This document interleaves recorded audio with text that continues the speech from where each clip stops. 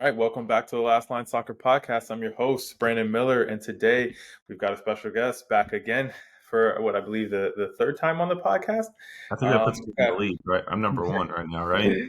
we've got goalkeeping expert Bill Reno. How are you doing? Doing good, doing good. It's when you're in first place, it feels good all the time. Yeah. So no qualms here. Well, it's great to have you back. Want to catch up, want to see what you've been up to, want to see what the latest is with you. And then we're gonna have some great discussion about some goalkeeper development in the U.S. So, yeah, what's the latest with you? Yeah, well, professionally on like the current like carousel of trying to find the new gig. So as we're all familiar, goalkeeping jobs are tough to like hold and retain. So I was working at D1 in DC here at George Washington, the women's team there for a couple of years. Really enjoyed that. Staff got reset, so been helping out a little D3 school, which it's been good. It's been nice to you start to think of these labels of like, oh, you're at this level, you're at that level, you're at this alphabet soup, whatever. And to go from one level to another and just see like, oh, it's still the same task, like you're still trying to keep the ball in the net, you're still trying to help your team hold on to the ball better. And so it's been nice as far as like what I'm actually doing hasn't changed, even though the branding or the prestige, whatever, like that may look a little different. But at the end of the day, like players, especially goalkeepers, are hungry to be more effective and feel less shitty about giving up a goal. Like no one wants that feeling. So it's been good, really rewarding in that sense. So that's kind of the latest update. I'll give one more thing here. So I've been working on a little project here. So I put this up on Instagram. So I've been working on some soccer cards. I had this nice little $15 frame I got, but I've been trying to find some history on women's goalkeeping and their past, because there's like nothing out there. And so been kind of deep diving on that for the last few years, and just trying to put something tangible together. So those are probably the big two things on my plate at the moment. Nice, that's exciting. I mean, I think the point you made there is really interesting because I've coached at the youth level. I've coached at the D3 level before. I work with pro goalkeepers in the off season, every year for the past few years. And it's while you're working different skill sets and you're working at a different level, a different pace. At times it's from the coaching point of view, it's like you're trying to work with these goalkeepers to help them on their technique and how do they respond when they give up a bad goal, and what are some of the things that you all are discussing. And a lot of it is similar. And when you talk about that difference between like a D1 level and a D3 level, it's in terms of coaching, it's very similar. You're trying to help those goalkeepers develop for the same goal. Facilities may look a little bit different. But crowds may look a little bit different on game days. But like in terms of from the coaching aspect of things, there's not a ton. It's a huge difference, and I think that's one thing as a coach that you don't really think about. I want to be at the D1 program. I want to be competing in the NCAA tournament. I want to be at the highest level, and yeah, that's great. And if that's your aspiration, you should definitely push for that. But I also think that there's a ton of opportunity and experience that can be had at a ton of different levels in college soccer specifically. I enjoyed my time at the D3 level. It was a lot more than I expected, but it was also a great learning experience for me as a coach. Yeah, I think there's something about the less, right, for most goalkeepers, not for all of them, but for most goalkeepers, the less prepped they are and less, just coaching they got, like the more hungry they are when they actually get it. And I think that happens a bit at the D3 levels, that a player gets there because maybe they didn't get recruited correctly, or they had just picked up playing goalkeeper the last year or two, like something led to that point. But that's not to say that like every D1 school is better than every D3 school, far from it, as we know. And the same for the goalkeepers. You can be a really good goalkeeper at a low level, you can be a really shitty goalkeeper at a higher level. Like that doesn't change. So that's been like the biggest reward of like coming in thinking like, wow, what is this going to look like? But the number one thing is like, man, they're super hungry. Like they want to learn. It's not always going to be perfect, obviously, but like it's not going to be perfect at any level. So you got someone who's hungry, like that's all you can ask for as a coach at the end of the day. Yeah. I think for me, like where I'm at right now is to kind of understand a little bit more about goalkeeper coaching at these different levels. And I've done it on a number of different levels. I haven't coached professionally in a professional environment, but I've played in a professional environment. I've worked with a lot of professional goalkeepers, and trying to see like what some of the some of the gaps in goalkeeper coaching are right now. I think that's my biggest, focus right now is I went out to the United Soccer Coaches Convention. I've had conversations with some of the director of education, and, a few other people within the organization, and really trying to understand, what are the areas of emphasis for goalkeeper education, so that whether it's goalkeeper coaches at the youth level or coaches at a higher level that want to continue their education further their education, like what is being provided. And I think that's where I noticed kind of a gap, and so why I've started to put out more content around goalkeeper education and specific goalkeeping needs, because I think we both have seen a lot of the social media goalkeeper coaching and goalkeeper content, and while some of it I think is good, I think a lot of it really leaves a lot to be desired, and a lot of it requires some a nuanced eye that many of the people on social media just don't have, because they don't understand goalkeeping. And so I think the more education that we can put out there, quality education, I think that's the biggest thing. I think there's a ton of content to put out there, but it's not always aimed in the right direction. I think that's what my focus is trying to figure out where we can start to educate people more, so that we can have more coaches who have a better understanding of goalkeeping, not just goalkeeper coaches, but like assistant coaches, head coaches, who may not be working with goalkeepers day in and day out, but can then have a conversation about specific goalkeeping needs, specific goalkeeping like errors or things that they want to fix within their own team, as opposed to just relying on the goalkeeper coach and not being able to understand the position as much. No, man, every time I see something out from you, I try to think of what, like a random 16-year-old kid would think. And then I think of like from my point of view. And like I always think every time I see something you put out, like, man, he must have been like in the deepest of caverns going over the old goalkeeping scrolls, because there's so much like nuance put into it, but the way you present it is very like bite-sized, tangible. Like if someone was scrolling and they saw it, they could throw it in instantly. Like, oh, like you've presented an idea that isn't just like, get ready. It's like, okay, what does that what does that really mean? Like you've made it really tangible. You've made it really bite-sized, that if someone scrolled and saw it, they could throw it in their game instantly. Whereas if you see a lot of the Instagram goalkeeping stuff, it's like, oh, that's a great save, and that's crazy that you jumped through all those hula hoops to get there. But like, I don't know what to do about that for my game now. Like, I don't know how a 16-year-old's going to put that into their game. So I always think of like, man, they're probably really putting that in the game easily. But I always think of like the work that goes into it, because it's very detailed. But then there's a lot of curating of like, I assume a lot of curating of, okay, how do I make this in a shorter clip and not, I'm going to be long winded about it at times. So how do you take it from an hour to 30 seconds? Like that's really tough to do. Yeah, I think that's one of the biggest things you look at, like as a goalkeeper coach now, is how do you connect with your goalkeepers who, in the age of social media, in the age of technology, the age of phones, like, you know, attention spans are this big now, and how do you get your point across? And part of it is like the verbiage that's being used. I think you said it. There's a lot of buzzwords that are used a lot in goalkeeping, but what does it actually mean, especially for a kid who at 10 years old is just starting out and may not understand certain things.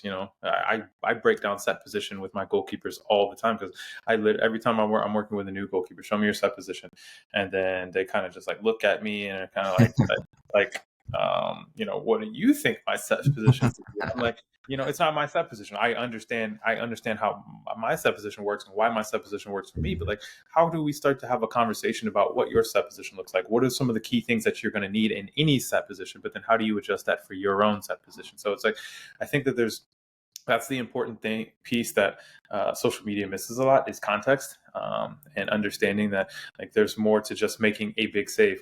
What does the footwork look like? What does your body position look like?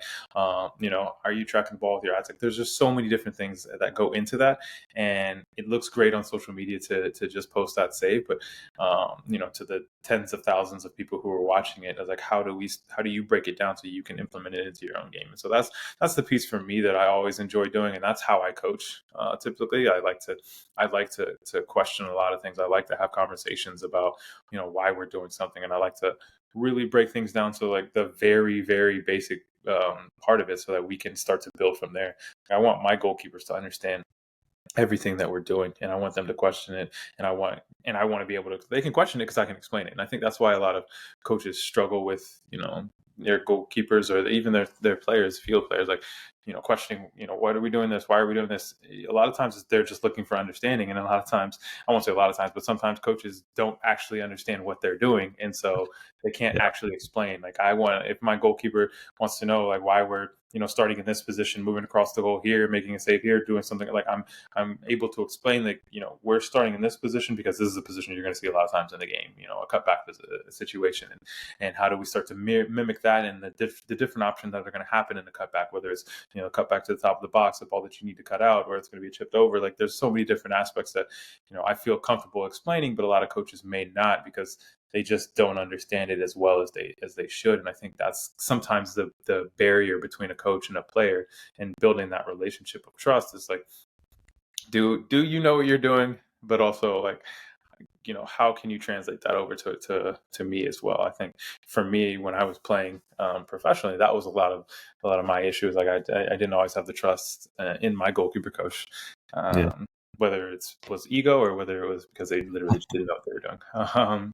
Yeah. But yeah, I think there's a conversation to be had about the development of goalkeepers in the United States right now. I know you're pretty heavy in the goalkeeping space, and you keep track of a lot of these goalkeepers around the United States and abroad. So I'd love to hear kind of your thoughts on what development's looking like at some of these different age groups that we're seeing right now. I think it's getting younger and younger in terms of analyzing goalkeepers and their potential to make moves to, whether it's a professional level, international level, whatever it may be. But I'd love to hear your thoughts on some of that.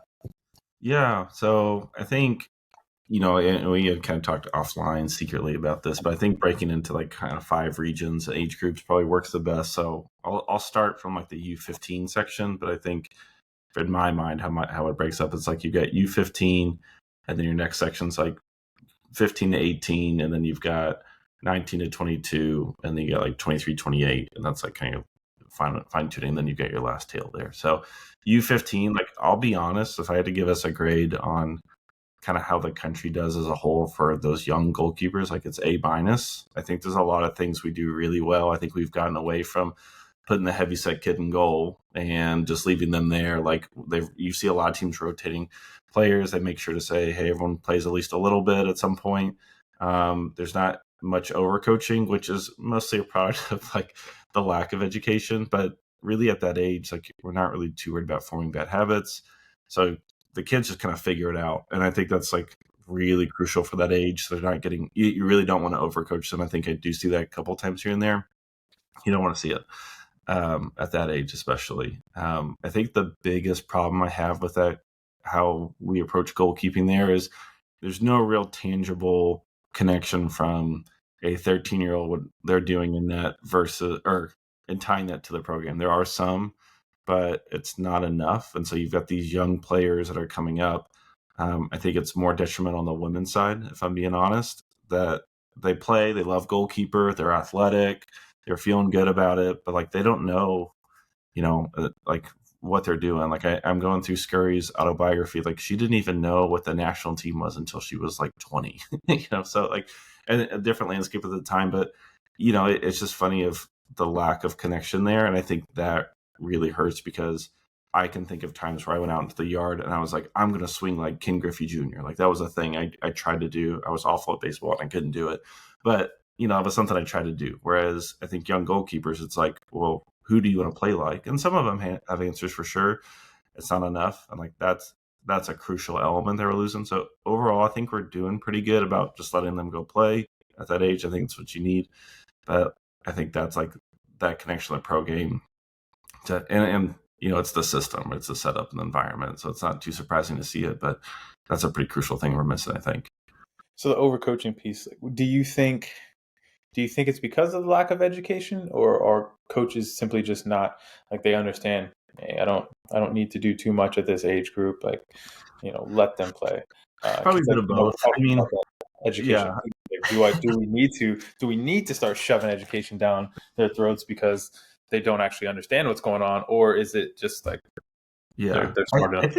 I think most adults realize that when a kid needs to be really kind of info dumped on and just given a ton of info, or when they can just go. And I think this is one of those things where most adults that have no soccer information or are good coaches anywhere in between, they realize, okay, like the kid just needs to go figure it out. And they may yell something during the game of like, step up, or just something really vague, whatever. But I think, they do recognize like, hey, they need to figure it out, and they'll try to give them some info, which is good. You do need some, but they recognize, hey, if I'm constantly yelling at them to do every little thing, like that's not how it works. If you're trying to teach a kid to ride a bike, they kind of just need to do it. You give them some tips, but like if you're yelling, oh, pedal right foot, left foot, that's not going to work. So, but it's also a product of like, there's no real goalkeeping education in the country. I mean, USC does some good work, but it's just not enough of it, right? We need more from the federation. So it's kind of both, but at this age, I think we get away with it. Yeah, I mean, I think at that age group, a lot of the goalkeepers I work with are in that age group, in that 13 to Yeah. 15 range. And the biggest thing that I've seen, a lot of them are technically, like with their feet, getting a lot better. And there's more confidence there. I think where I struggle is the consistency of their goalkeeper training, and which is like, and leads into their lack of technical, or the technical deficiencies that they have at times, like some of the things in terms of like catching hand shape and body positioning and set position and things like some of the basic things that I would assume a young goalkeeper would have. I think that is still something that is kind of lacking. I think some of that does come from that lack of coaching education. A lot of the goalkeeper coaches that they work with, and again, I don't work with like youth national team goalkeepers at that 15-year-old level, but I have worked with some pretty good goalkeepers in the area, that there are just some things that they still lack in terms of that technical ability that I would expect that I don't know if I had it at that age, but I would expect as we've developed as a country to start, like there would be a baseline that most goalkeepers at this age would have. But I do love that there are more opportunities to play. I think there's, like in my area alone, there's I don't know how many clubs, Yeah. large clubs, small clubs, and so I think that's one of the biggest things that I've enjoyed seeing, is that there's more opportunities. It's just that the opportunities have to come with the right development. If you're just slapping a club up in a certain city and not really providing the access to proper coaching and proper development, then it's kind of like a loss for those players and for that area. But I do think that at the U15 age group, I mean, it's hard to assess, those young goalkeepers and where they're going to go from there. But I do think that you do start to see the floor start to elevate in that age group. Yeah. No, I think it's all kind of connects to, or what it's connect to next. So you look at this next section of like 15, 18-year-old, like it's all like, I guess the big question is, where is it going? What is it pointing to? What's the next step? So like, I think you're absolutely right. You've got really in any, even like podunk small towns in America, like there's some soccer somewhere, like you can go play. Everyone needs a goalkeeper. Everyone's always looking for a goalkeeper, and there's just so many opportunities to do it. So I think in that young age group, like we're in a pretty good spot where like they can go get minutes, they can go figure it out. It's very explorative, that age. I think this next age group is where we start to see like the problems for me in the country, where I point to Sonina and Brady, who got minutes as a teenager, either in USL or MLS. Like you could see what they were doing at a young age, but the reality is like they're not the best in the world, right? Like, and they're not on that track. Just being honest, like they're not going to get there. But they're good goalkeepers, and they have some talent. I think we all kind of expect for them to challenge for the number one spot at some point. So then it's like, okay, well, what does the rest of the landscape look like? And so I think it's really tough to keep traction for these kids, because what is the next step after 15, 18? What's like, you're going to college for most of them, or maybe you just stop playing, like you have some like MLS next stuff kind of starting to enter the scene here. But the reality is like these kids start hitting this age where they start needing more training. The education's not great. They're getting hungry. They need to start getting some good habits in. Like personally, I don't really care too much about the technique at like 13, 14, because I know we can fix it down the road. But if you're getting to like 16, 17, 18 and your technique is still all over the place, like now you're starting to see some real problems. So it's there's not a whole lot of leeway, and I think that hurts from like the mental side of, you might be a really good goalkeeper who's playing in South Dakota somewhere and no one knows about you, and all you play is like some rec ball in some high school, but like you understand the game, like you understand the task. But you're getting to 16, 17, you're not getting good training. There's no real next step for you because no one's seeing you. You might go to some small school, but all the problems kind of just domino from there. So this is an okay range for me, but like it's starting to see like the cracks in the fault here at this age that like we get away with some stuff, but we're starting to like lose a lot of traction from our young goalkeepers here. I think the traction piece is very interesting. So I'd love to hear your perspective kind of a little bit more on like, you mentioned Brady, you mentioned Slonina, and they, time in USL, time in MLS. What do you think that that trajectory was a bit harmful for them? Because you look at the 16 to 18-year-olds, and a lot of times those kids are, especially in the current landscape, they're looking for MLS academies to play in so that they can work their way into the first team. Or, some of these kids are looking at potential USL academies as well, so then maybe they can go over to Europe. Do you think that these are the pathways? Because, we all agree at some point, these kids, when they hit 19, 20, 21, they're trying to break into a first team. Not everybody's going to be Brady and be able to get first team minutes at 17, 18 years old. And Slynny, the same thing, like most goalkeepers aren't going to be able to do that. So like, how do I continue my trajectory as a goalkeeper at these ages if I'm not going to be able to step into a first team? Should I go to college and look at getting minutes?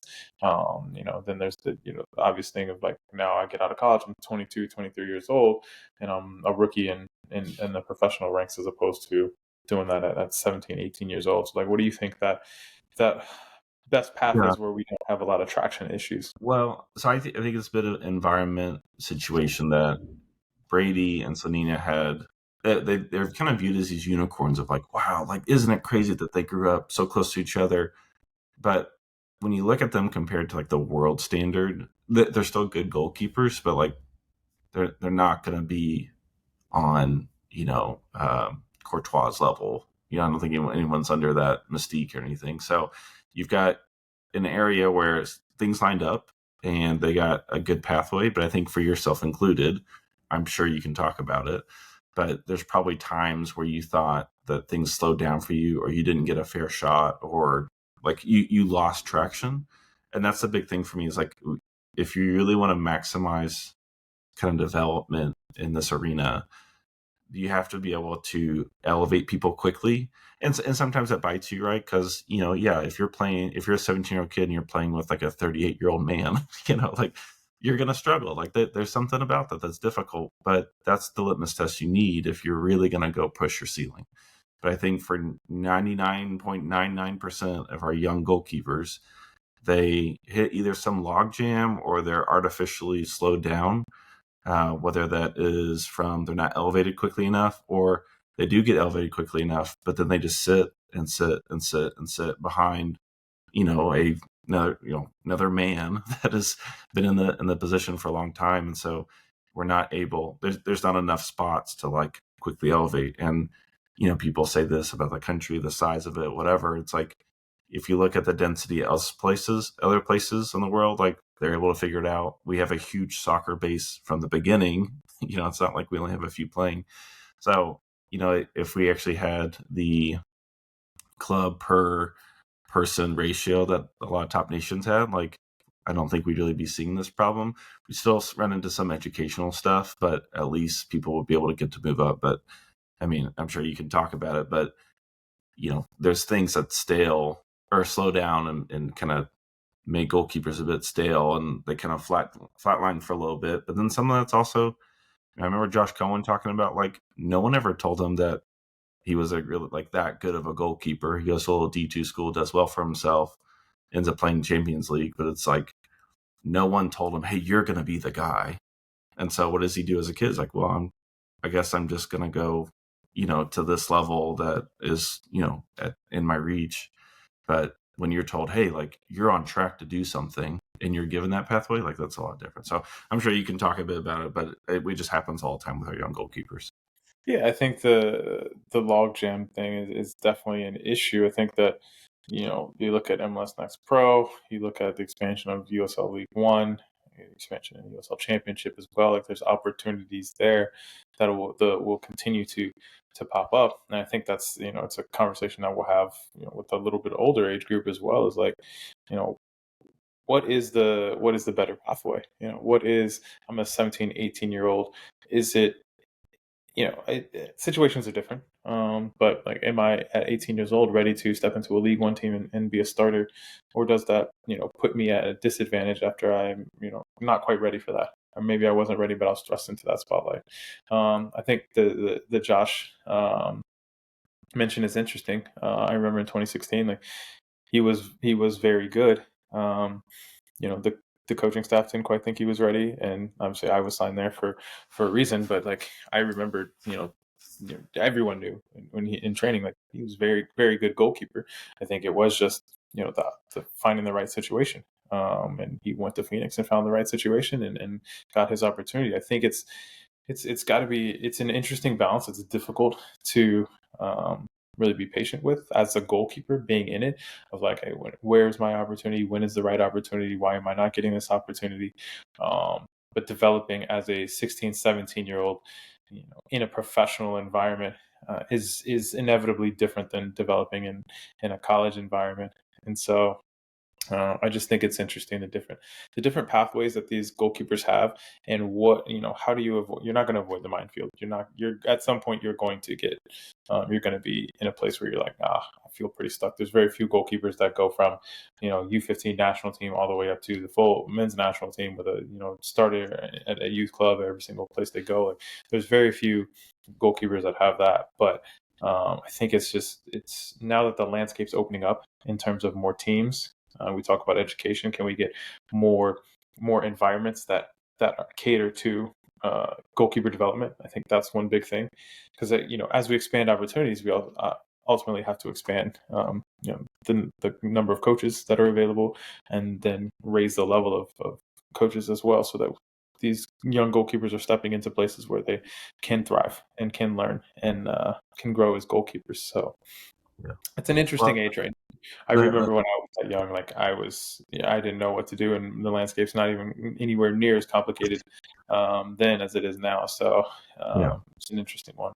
Now, I would argue 99.99% of our goalkeepers have no real idea what their actual ceiling was. Like, I think that's like part of the problem for me. That everything you're saying is absolutely right, but I think there's just so many things that you don't really get tested fairly. And the college game is kind of an interesting one for me because there's like 1,000 colleges. So like, I think that one you can at least look at the person next to you and be like, okay, like this one person who's my age, can I play, with them? And then you kind of understand, well, like I'm at a, low level Division 2 school or high level D1, like you have some sort of understanding of like where you are in the cosmos and all that of like, okay, there's a ton of goalkeepers here. We've all been kind of concentrated. I'm playing against a 26-year-old from Italy, like you have some sort of like idea of like, okay, like this is a challenge here. But I think before college, no one has any real idea of like where they are on anything of Yeah, just like, okay, well, can I go play at the high level? And even in college, it's like, well, is college really the highest level you can get to? Like a lot of goalkeepers are like, yeah, that's it. I played college and that's it.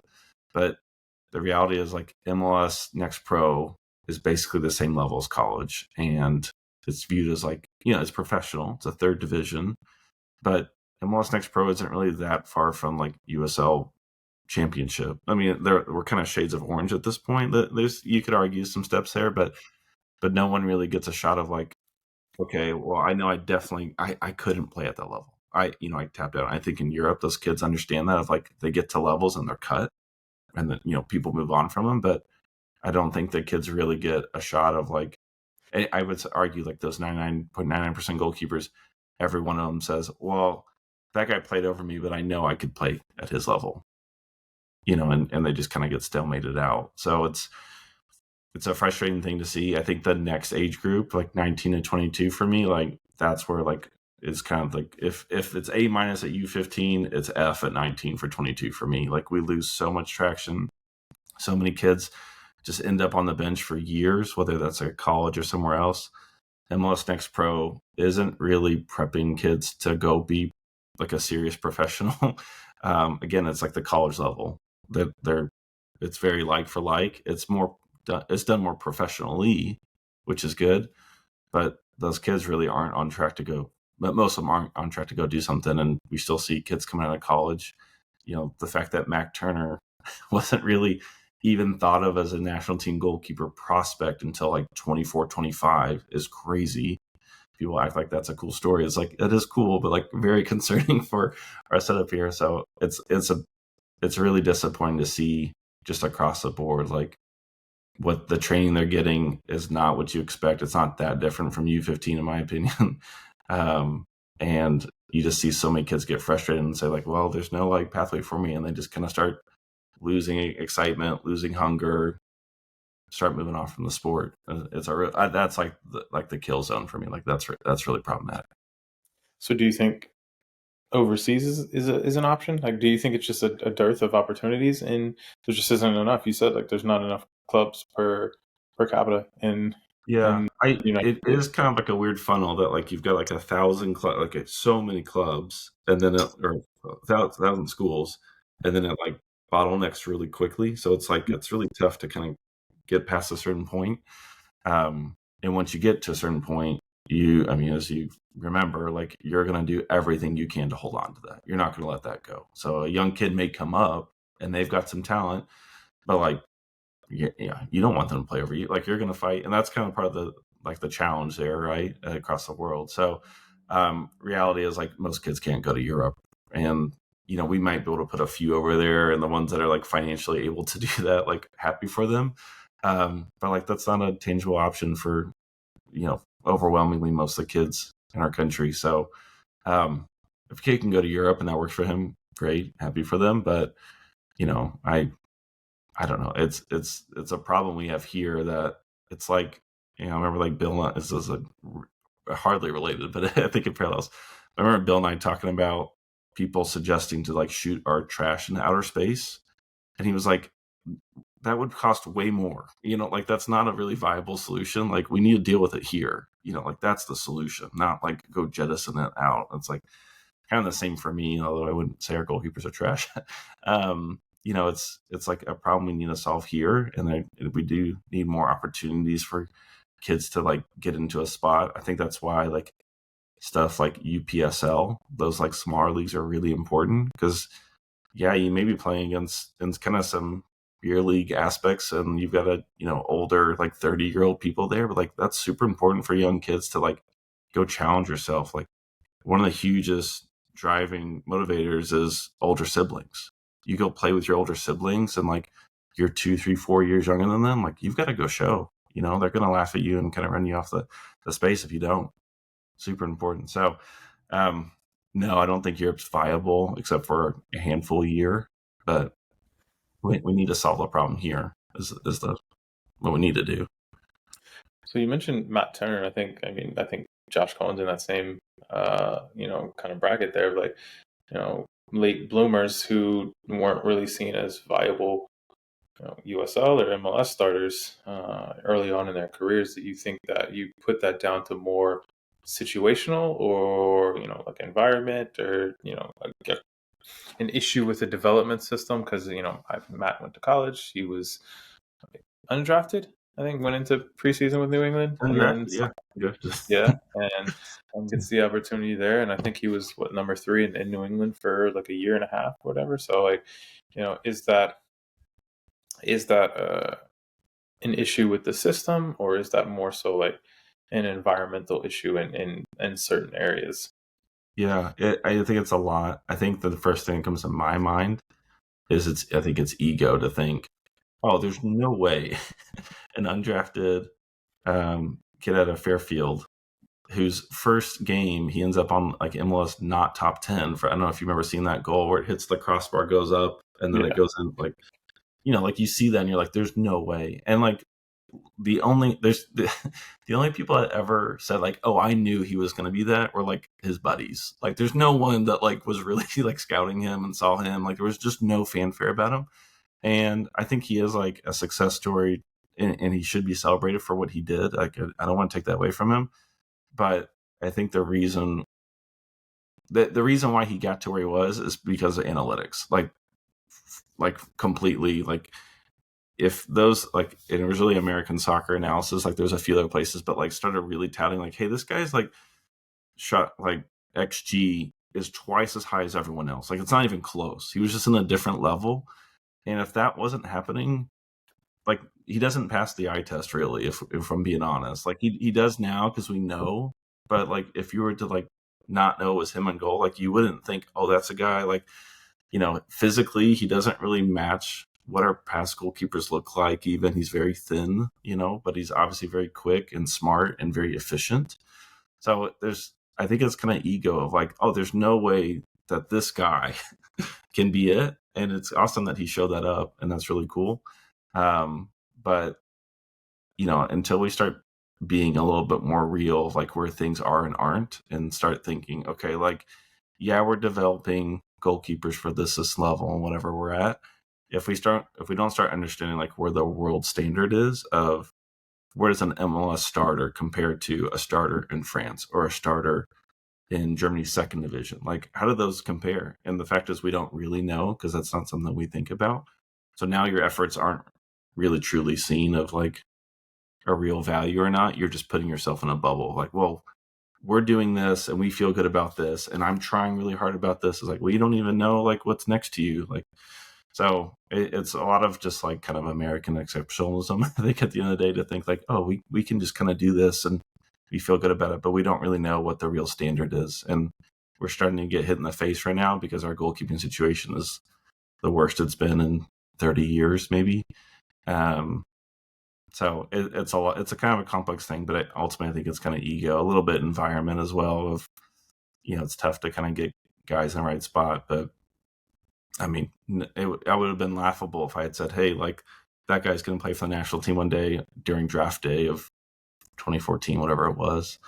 No one would have taken me seriously, like so. But it's just because it's like there's no way that could be it.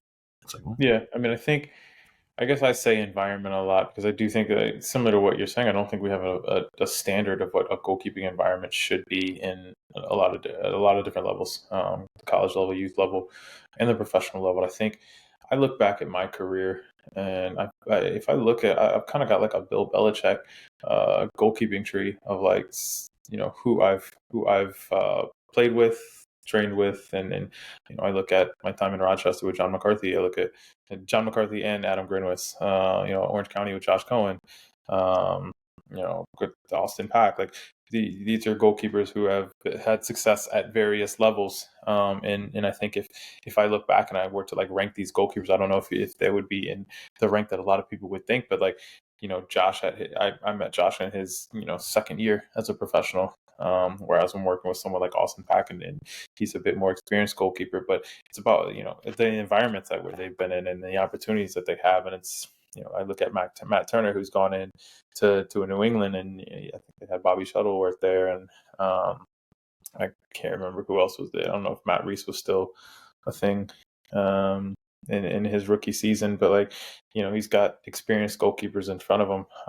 So I think it's but I look at someone like Drake Callender, who's been able to step into Miami and sat for maybe a year and then came in and took over the starting job and really made it his. Like, how do we start to create more goalkeeping environments across the country that are willing to develop goalkeepers at that age and then give them the opportunities? And part of it is creating more opportunities, creating more, MLS Next Pro, bringing that level up, and having more opportunities for these young goalkeepers to step in and train, but also, or play, but also like there's got to be environments where these goalkeepers are developing and they're not just sitting behind other goalkeepers and just training on a daily basis, but not actually, getting the education and development that they need in order to further their careers.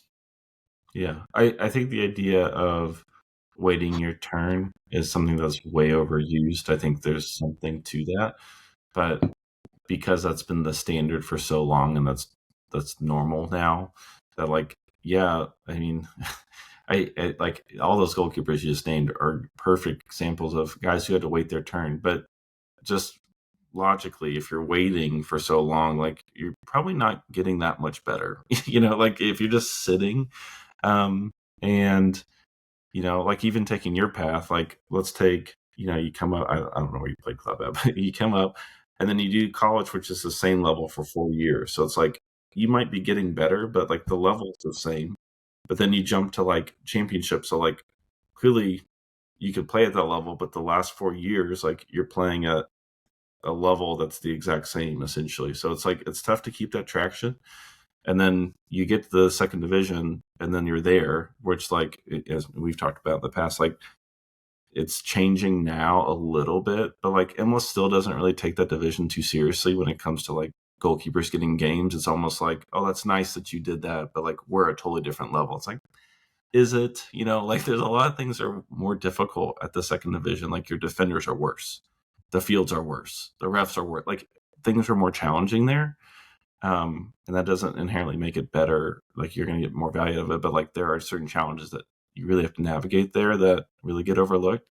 So it's, when you're waiting and you're at a level for a long time, like you're probably gonna, you're gonna kind of curve a little bit of like, well, I'm here. Like McCarthy, who just started for LA this last year or last game, um, he waits a lot in his career, and it's like, and Adam Grinwis is like, I think the other side of the coin. Like if things that line up for him, he's not someone who's waited too long, and that's kind of where he's found himself. And so he probably could have played in MLS. Like I feel very confident about that.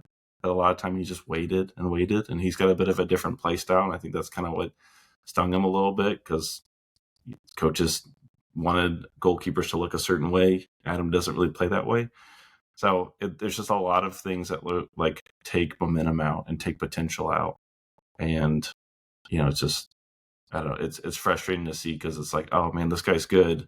Now he's going to sit for like 3 or 4 years and do nothing, and then he kind of fulfills the like, well, he's now a backup because he was a backup and now he gets caught in that catch 22. It's like, well, he wasn't really given a fair shot, and Yeah, no, I think that, ultimately, like you've got to go fail to really know how good you are. Like, and yeah, we I don't mean, want to see I've had the conversation with so many goalkeepers. You can wait out your career until it. you realize, like, well, no, I don't have a career anymore, and it's like it's a really difficult one because, like, you see a guy like Adam, who I rate very highly.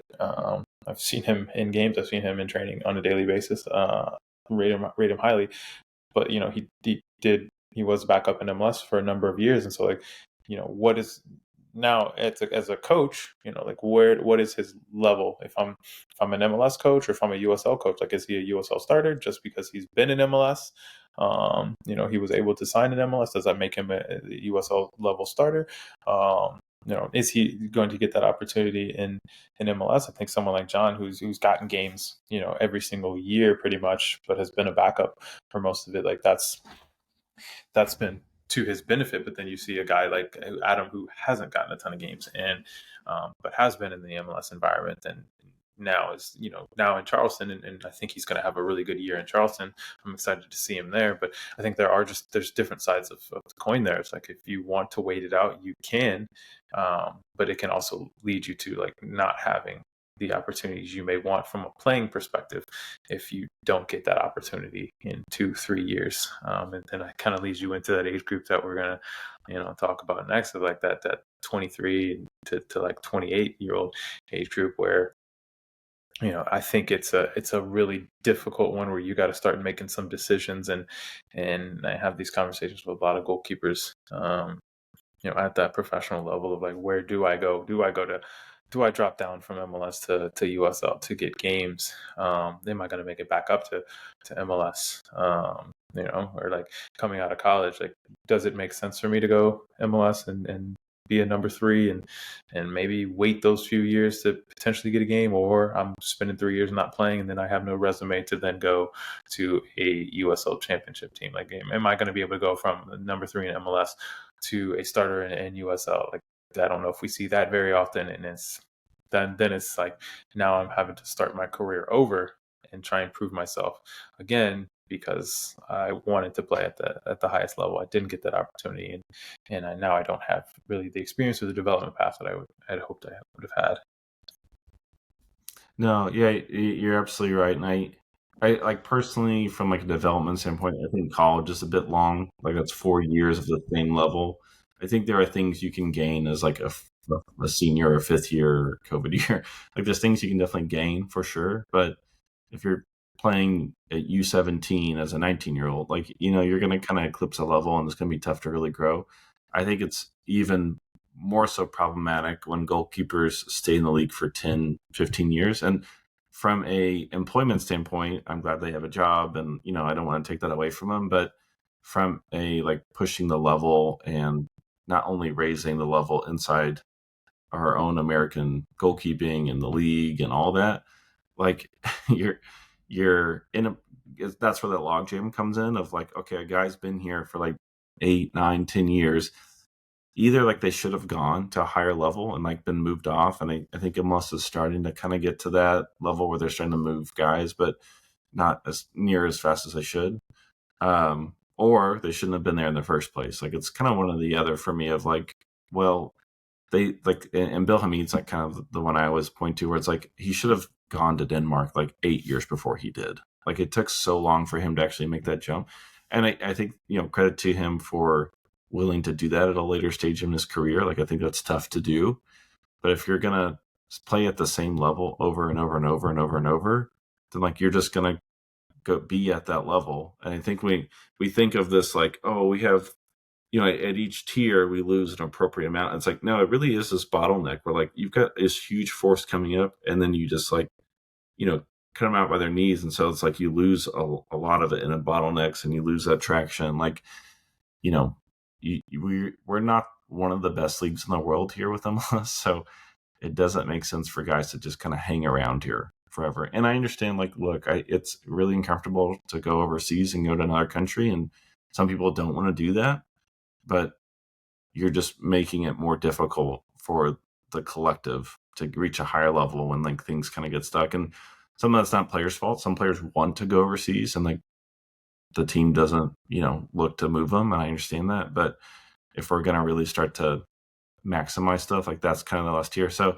this tier is like less problematic for me. I think from like a development standpoint, it really comes down to like pushing your level. I think that's why I kind of point to Josh Cohen, because it's like, man, like that's a great example. He went from like second division here to Champions League, playing in Israel, which some people might, downplay that level, but like there was a ton of pressure on him to perform because it wasn't just playing in Israel. It was like he was trying to get the Champions League spot. Like it was first or the first or second or bust. Like he had to perform. That's a lot of pressure. USL, like whatever, like that's, you can come in, lose some games here. It's just a totally different level. So the 28, 23 gap's like less problematic for me, but if we're gonna like reach a level, like we have to like keep bumping even that last like 0.5%. Like you have to keep going for it.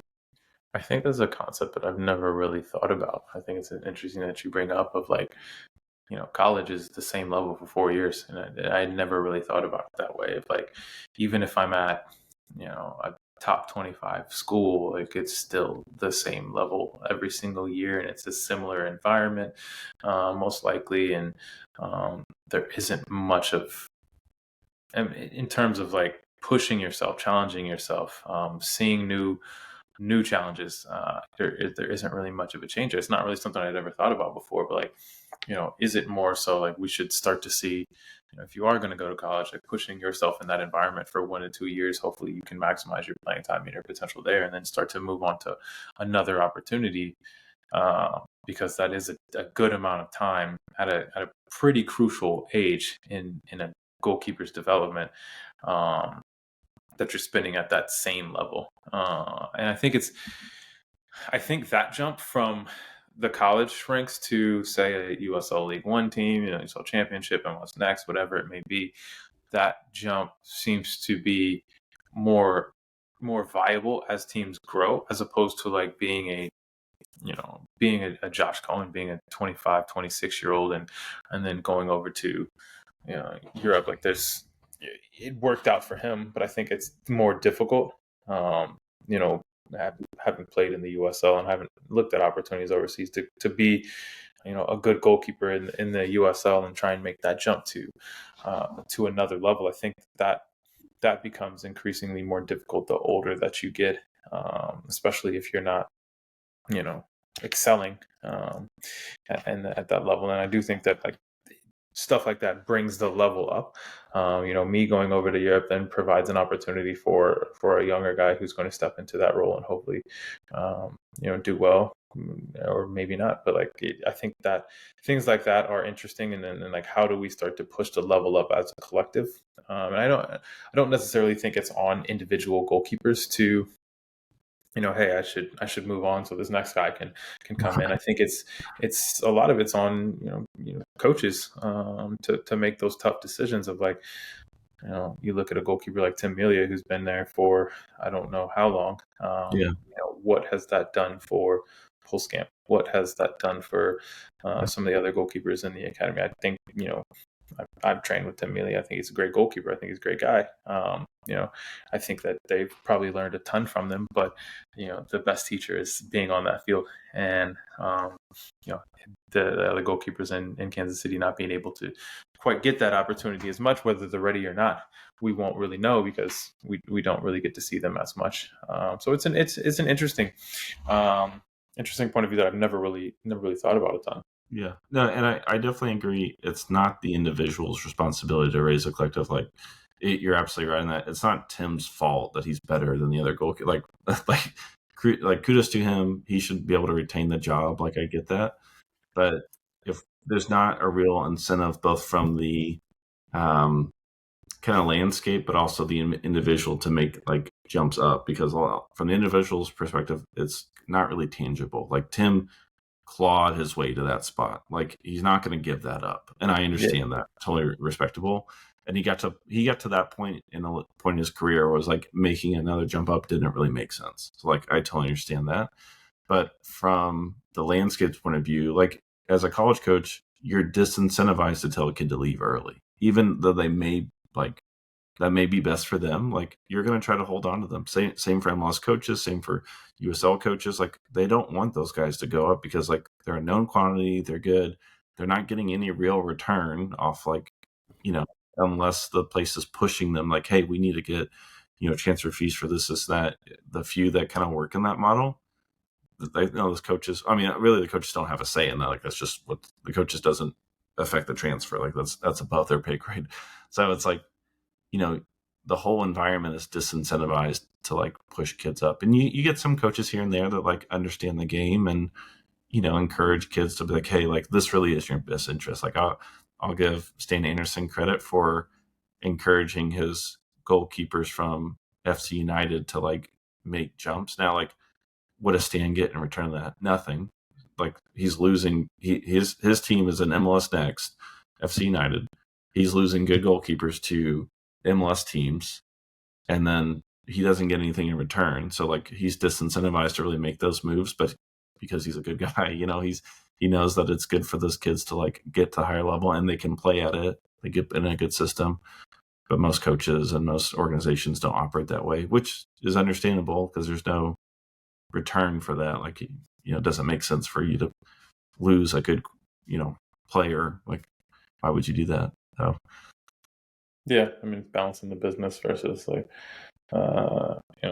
self-interest, individual interest, the greater interest of goalkeeping. But yeah, it's an interesting conversation. And I as I dive deeper into coaching education and try to figure out, where the gaps are and how we can start to improve that, I want to see how we can start to improve the landscape, not just from a coaching perspective, but just from a development perspective. Because I do think, just in my little bubble here in Charlotte, North Carolina, I think that there is plenty of opportunity. There's plenty of talent. And from what I've experienced, that there are some gaps that need to be filled in order for these goalkeepers to start to reach the higher levels on a more consistent basis. And whether that's creating a better pipeline to colleges, and then having a better understanding of what they're going to do in college and after college, or maybe it is that jump to the professional level. You have a team like Charlotte FC here now that provides more opportunities, but that can't touch everyone, obviously. And There's the Super League women's team that's coming here. So on the women's side, there will be more opportunity. But again, for me, it's about environments, and it's about creating the environments that are going to help these kids reach whatever potential that they may have or may feel that they have. So I think that's where I'm at right now, and hopefully continue to work on for years to come. Yeah, yeah. When I think the system to kind of book in all this, like look into like 28 plus, I think that's where a lot of goalkeeping coaches come from. That like that when I say that, I mean that they look at that age like that's like the peak of goalkeeping as far as the individual, and it's all kind of viewed from there down. So you see a lot of work that's like, okay, hey, like keep waiting, keep, you're gonna get there, you're gonna get there, and there is investment at certain points, and I think teams entering and leagues entering like do create opportunities, which is good.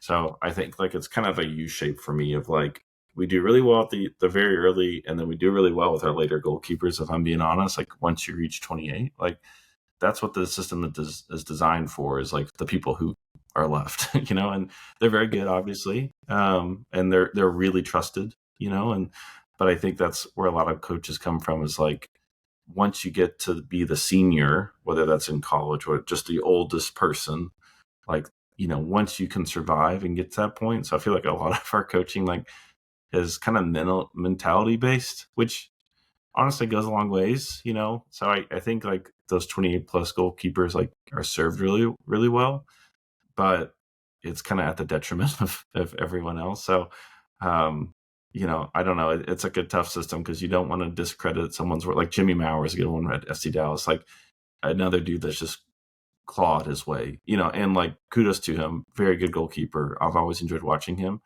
but now he's at a point in his career where it's like, well, yeah, like what, like he's gonna fight for this as long as he can because he doesn't. I mean, it's a paycheck, but also like a livelihood and its identity. Like you don't want to give that up. Like that's huge.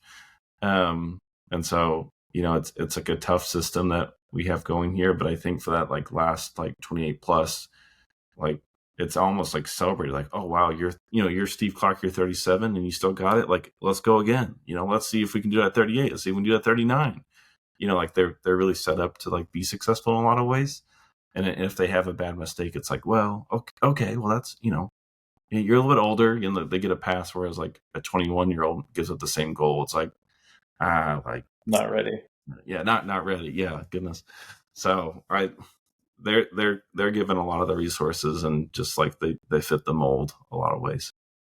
Yeah.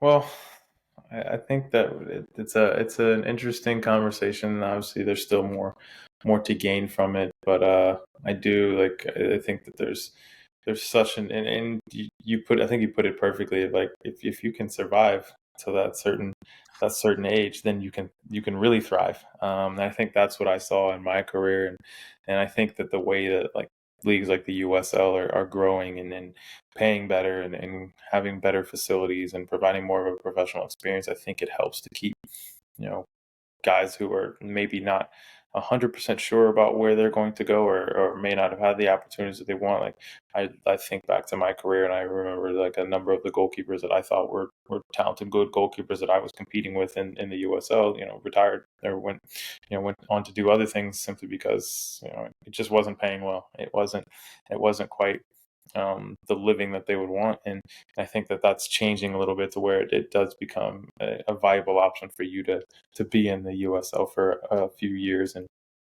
kind of work your way up. So yeah, it's an interesting landscape, the goalkeeping landscape in the United States, and I'm looking Yeah. forward to continuing to help it develop and change to the best of its ability.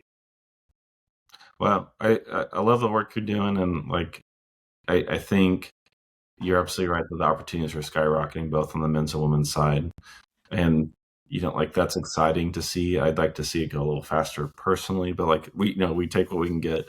But I think like you've got young goalkeepers who are just like they just want to be the best version of themselves, and I like that's the thing that's super exciting to work with. Is like okay, like who knows what the landscape's going to do for you? Fine, but because like you're willing to kind of put this time in, and like you don't know, like you don't even understand how the divisions work, like that's over your head. like you're willing to put that time in, like I mean, those are the kids I think all of us are really happy to work with, because it's like, okay, like you're here now, you want to do this work now, like yeah, hell yeah, we'll work with those kids for sure. Yeah. Yeah. Well, Bill, I appreciate you joining me today. Always a It's great good. It's good. conversation. Always good to hear your insight. I think you're really knowledgeable about the landscape here in the United States. So I always feel like I learned something. So I do appreciate you taking the time and just sharing your knowledge with me and with the audience as well. Yeah, absolutely, absolutely. Yeah, looking for number 4 coming up next. So Yeah, we'll definitely get something done before the end of the year. yeah, it's good. It's good. Yeah. All right. Well, another great episode of the Last Line Soccer Podcast. I'm your host, Brendan Miller. Thank you to our guest, Bill Reno. Stay tuned for the next episode coming soon. But until then, stay focused.